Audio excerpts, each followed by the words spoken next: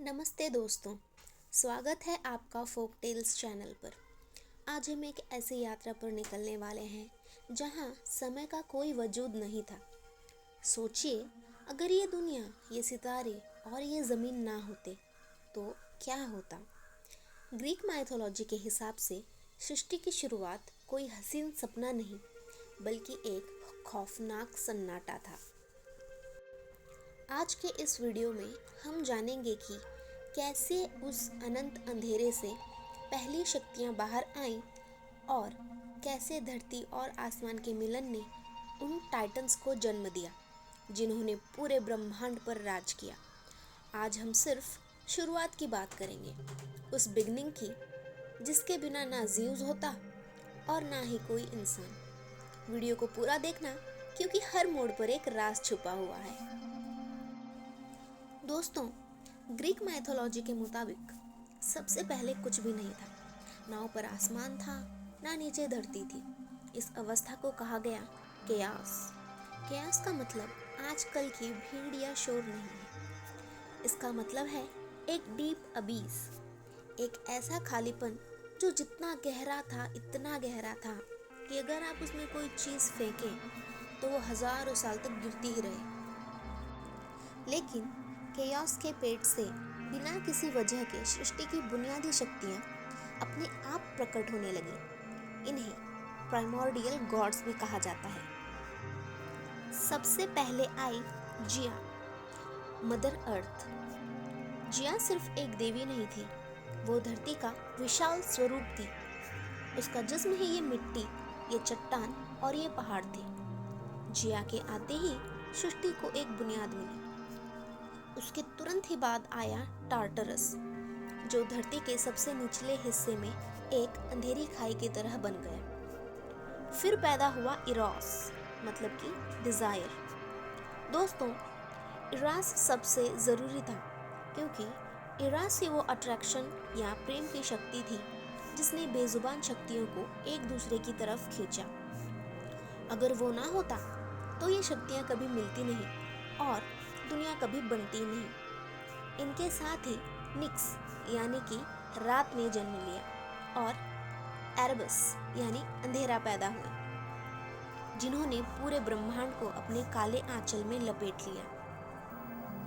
धीरे धीरे इन्हीं अंधेरों से ईथर यानी कि रोशनी और हैमरा यानी कि दिन का जन्म हुआ।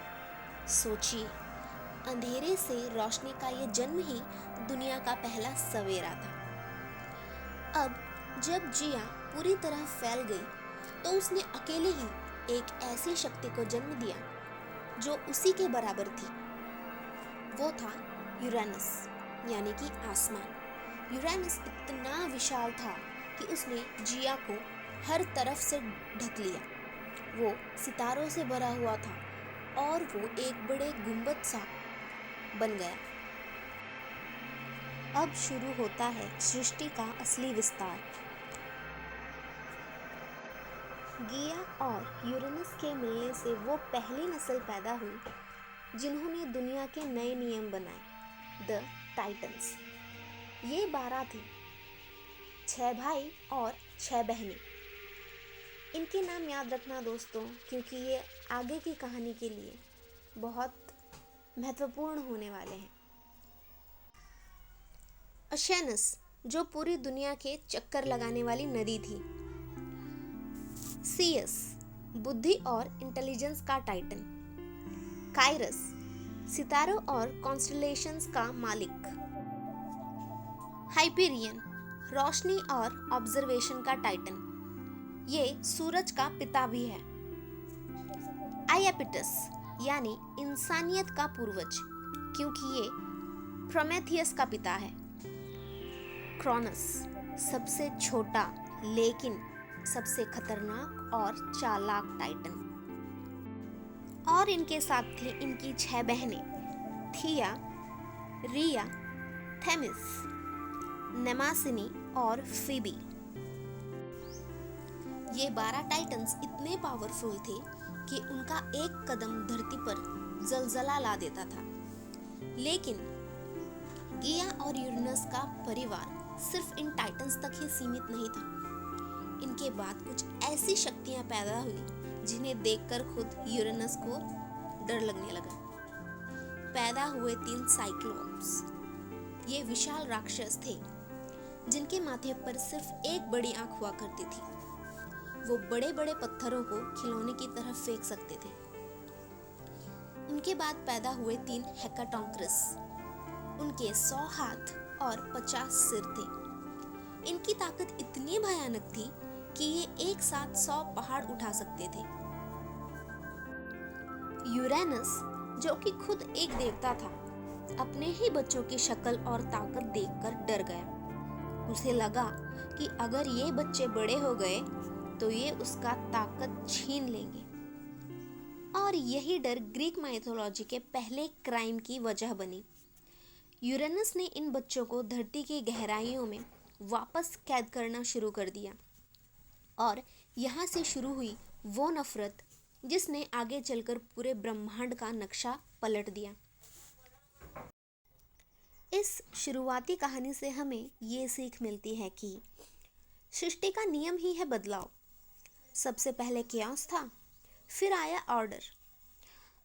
परिवर्तन हमेशा टकराव से ही आता है। दूसरी बात यह है कि डर बड़े बड़ों को कमज़ोर बना देता है, जैसे कि यूरेनस अपनी ही औलादों से डरने लगा था। दोस्तों, अभी तो सिर्फ शुरुआत हुई है। क्या गिया अपने बच्चों का दर्द सह पाएगी? कौन होगा वो जो अपने बाप यूरेनस को चुनौती देगा? और कैसे शुरू होगा टाइटंस का खौफनाक राज? आगे की कहानी जानने के लिए जुड़े रहें। तो ये थी ग्रीक माइथोलॉजी की शुरुआत की दास्तान। अगर आपको ये ओरिजिन स्टोरी पसंद आई है तो द फोक टेल्स चैनल को अभी सब्सक्राइब करें ताकि आप एक भी एपिसोड मिस ना करें। लाइक करें और शेयर करें अपने उन दोस्तों के साथ जिन्हें पुरानी कहानियों में इंटरेस्ट है। नीचे कमेंट में बताएं कि आपको सबसे ज़्यादा इंटरेस्टिंग कौन लगा, केओस या गिया। मिलते हैं अगले वीडियो में जहां शुरू होगा असली युद्ध। Bye bye.